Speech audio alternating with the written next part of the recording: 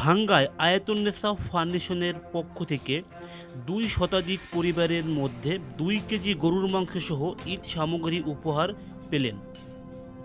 মঙ্গলবার ৯ এপ্রিল সকাল ১১টায় সময় ফরিদপুরের ভাঙ্গা উপজেলার ঘাড়া ইউনিয়নের খামিনারবাগ গ্রামে আয়াতুন্নেসা ফাউন্ডেশনের চেয়ারম্যান সাকিব হায়দারের বাড়িতে হতদরিদ্র মানুষের হাতে মাংস ও ঈদ সামগ্রী উপহার তুলে দেন হালিম মাতুব্বর ও অন্যান্য সদস্যরা।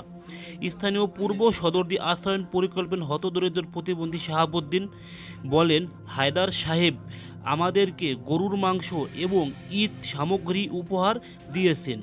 আমাদের সামর্থ্য নেই গরুর মাংস কেনার, তাতেই আমরা অনেক খুশি হয়েছি। আমরা ওনার মুরগির ব্যবস্থা করছি, আর একজনও আছে গরুর গোশ খায় না, আমরা তারে খাসির গোশ কিনে দিচ্ছি। যে যেটা না খায় আমরা তার বিকল্প ব্যবস্থা করছি আয়াতুন্নেসা ফাউন্ডেশনের পক্ষ থেকে।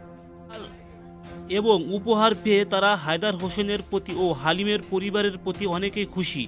এ সময় যারা উপহার পেয়েছেন তারা বলেন যে আমাদের কোনো সামর্থ্য নেই ২ কেজি গরুর মাংস কিনে খাওয়ার। আয়াতুন্নেসা ফাউন্ডেশনের পক্ষ থেকে এই প্রথম আমরা পবিত্র ঈদ উল ফিতর উপলক্ষে ২ কেজি গরুর মাংস ও ইচ্ছা মতন উপহার পেয়েছি। আয়াতুন্নেসা ফাউন্ডেশনের প্রতিষ্ঠাতা ও চেয়ারম্যান যুক্তরাষ্ট্র প্রবাসী সাকিব হায়দার বলেন, আমরা প্রায় ২ শতাধিক পরিবারকে ২ কেজি গরুর মাংস ও ঈদ সামগ্রী উপহার দিয়েছি। আচ্ছা, এরকম কখনো পাইছেন? না, এরকম কখনো পাইনি, এই যে প্রথম।